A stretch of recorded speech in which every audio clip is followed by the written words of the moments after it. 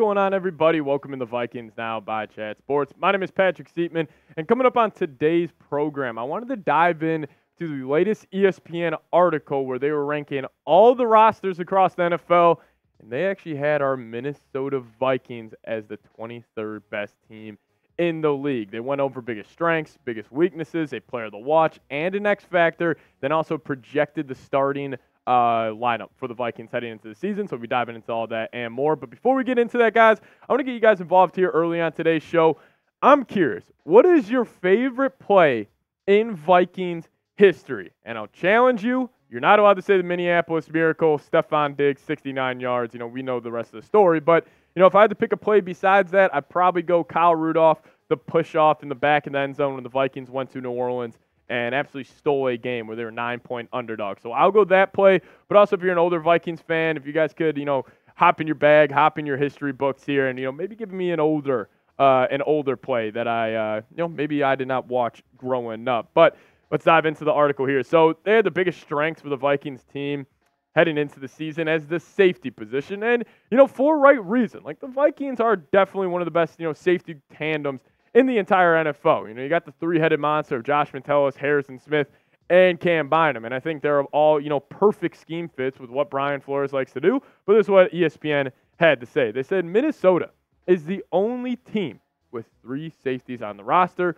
who played at least 900 snaps last season. Harrison Smith, Cameron Bynum, Josh Metellus, who got some work at slot corner, were all on the field for at least 94% of the Vikings' defensive plays, and the trio combined for 342 tackles, and they said Harrison Smith is still playing solid ball as he enters his age 35 season. And I'll tell you what, Brian Flores, he's about to have himself a year. Like, we saw the production that the safety group had after year 1 under Brian Flores. I can't imagine what they're going to look like heading into this next season. It's him more familiar with what, the strengths and weaknesses are. And plus, Cam Bynum, Josh Metellus, just another year, playing, majority of snaps. And I absolutely love that stat. The Vikings had 3 safeties on the field for 94% of their snaps last season. That's incredible. We know Flores likes to put them in the box, put them in the deep half, put them all over the football field, and they're all extremely versatile. So I could see Flores having an absolute year, and I will not throw out the possibility that he is a head coach for another football team this time next season. But continuing on here with the ESPN article, they had the biggest weakness for the Vikes as the interior defensive line. And I'll tell you what, I totally agree with ESPN on this one. There's definitely a need to add more talent here. And, after free agency, after a draft, they didn't necessarily address it as much as I would have liked, but this is what they had to say. They said Harrison Phillips is a serviceable veteran. Though the 28-year-old struggled to generate much pressure last season, he was with 6 pass rush wins. There's not a ton to love behind him, with the journeyman Jonathan Bullard, Jerry Tillery, and Jonah Williams positioned to handle the bulk of the snaps. The team's only draft investment in the position was 7th-rounder Levi Drake Rodriguez. And, there's no doubt run defense might be an issue for the Vikes, heading into the season. I love what they did at the edge department. Even though you lost Daniil Hunter, you were able to bring in Van Ginkel, Dallas Turner, and Jonathan Grenard, which I think, sack production won't fall off too much for Minnesota. But, run defense could definitely be an issue. Vikings over the past 2 years under Kevin O'Connell have struggled to stop the run, and with them really not, making any, big-time signings at that spot, like, it could definitely be an issue heading into the season. Hopefully, guys like Ivan Pace and Blake Cashman at the linebacker spot are able to kind of mask some of those, lack of talent at the interior of the defensive line, but, I could definitely see this being an issue. So don't disagree with ESPN, on this one. But they had the X factor for the Minnesota Vikings this season. I actually agree with this as well. Normally I'm not the biggest fan of ESPN when they're talking about the Minnesota Vikings, just because I don't really feel like they're too tapped into the football team, but so far I like it. And they had Jordan Addison, year 2 wide receiver, as their X factor, and this is what they had to say. They said he was solid as a rookie, with 1.6 yards per route run and a 54 overall score in the receiver tracking metrics. But in order to truly form a dangerous 1-2 combination with Justin Jefferson and support rookie quarterback J.J. McCarthy, the Vikings need more out of Addison in year 2. I'll tell you what, I think Addison's the most underrated receiver in the NFL. The fact that they were asking that they wanted more out of Addison, I disagree on that. I mean, the dude almost had 1,000 yards, had 10 touchdowns last season as a rookie with no Justin Jefferson in the lineup, and he had guys like Josh Dobbs, Nick Mullins, and Jaron Hall throwing him the football for the majority of the year. And we heard the reports coming out of camp, OTAs, he looks bigger. He put on about 10 pounds, and his feet got a whole lot faster. And I think it's kind of, I think it's typical amongst NFL media members to, it's hard to wrap your mind around Jordan Addison because he's not that tall, he's not that fast, but what he does the best, he just creates separation. And that's the number one thing you want out of a wide receiver.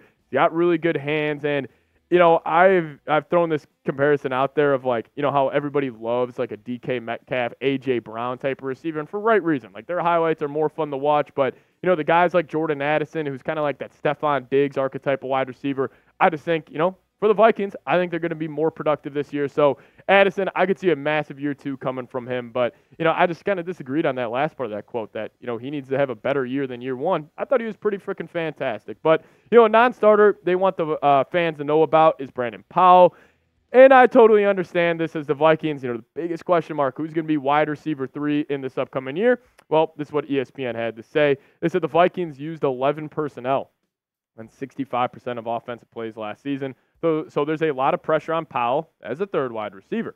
Powell has always been more of a special team star. In 5 NFL seasons, he has only 1 year with more than 160 receiving yards last season with 324. He ranked 92nd among receivers and tight ends in ESPN's receiver tracking metrics in 2023. And I'll tell you what, the battle for wide receiver 3 is going to really be interesting in training camp. Then you got 3 main guys. I think it's going to be obviously Powell. Then you got Trent Sherfield, who we brought over from Miami. He's more of that run blocking, wide receiver. And then you got my guy, Jalen Nailor, former 6th-round pick out of Michigan State. Hasn't really had a true chance to, prove himself in the league. The opportunity hasn't really been there since when he came in the league. The Vikings, it was Jefferson and Thielen, and then they drafted Addison, so it was him and him. So, and then also KJ Osborne holding down wide receiver 3. He hasn't really had a chance to, really have that breakout. So keep your eyes on Jalen Nailor, but I think it's going to be a 3-headed race heading into camp.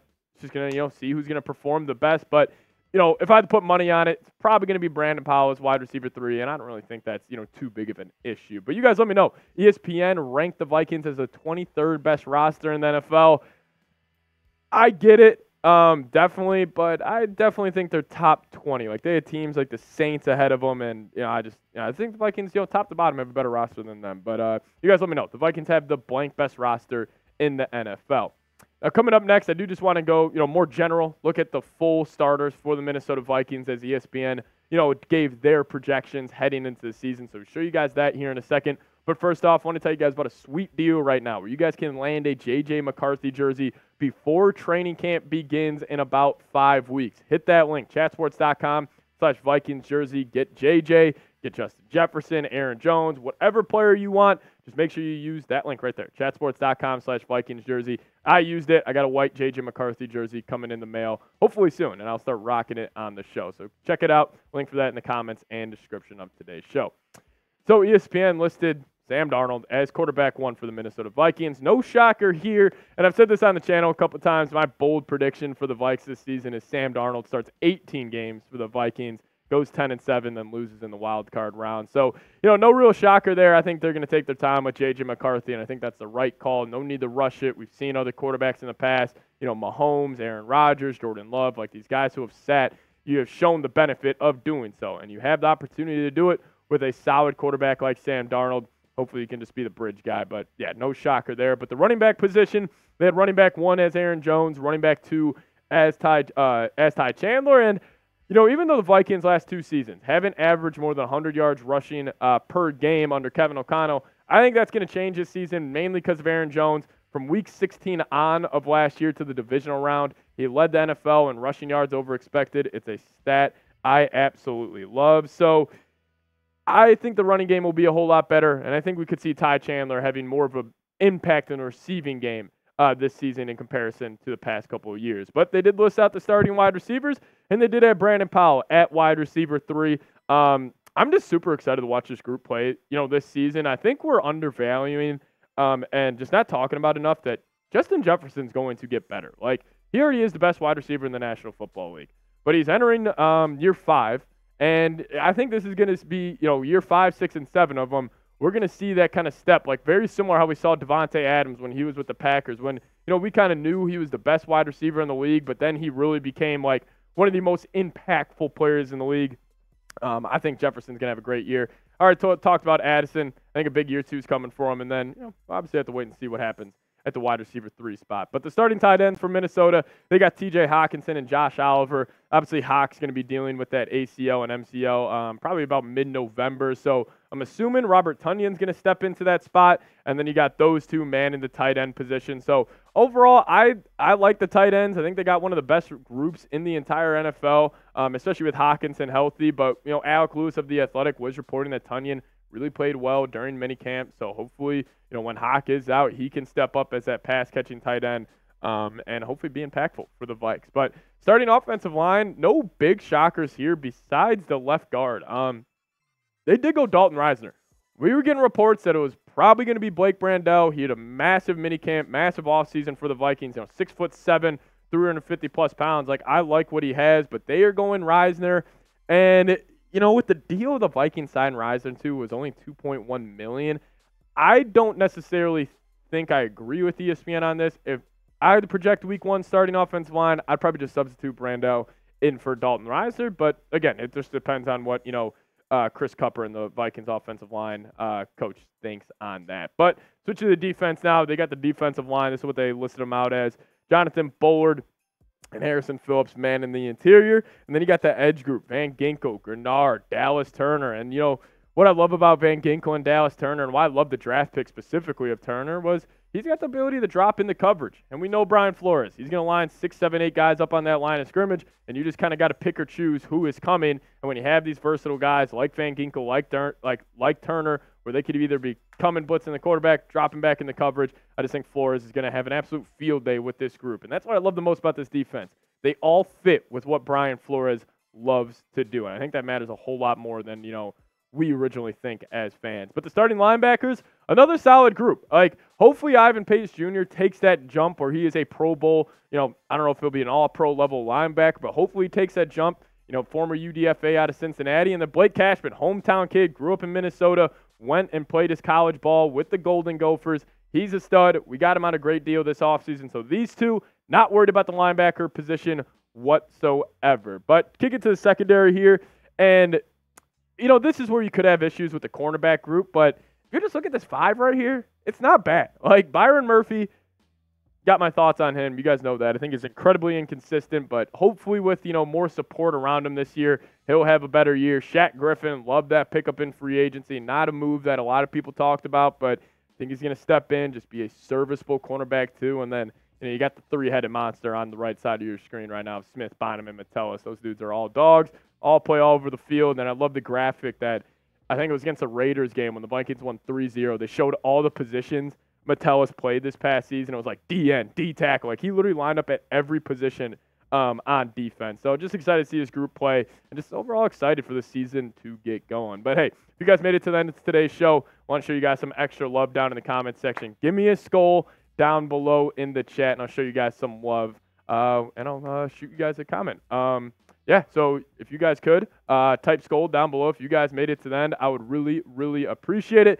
Just shout out to all of you guys, man. The support on the channel has been awesome as of lately, and I just can't wait for training camp. I can't wait to actually have some real football, to talk about. But also give me a follow on Twitter right there. @PatSeeps is the Twitter handle. If you guys do so, I'll give you guys a follow back. And, appreciate you guys watching. See you guys next time. Skull Vikes.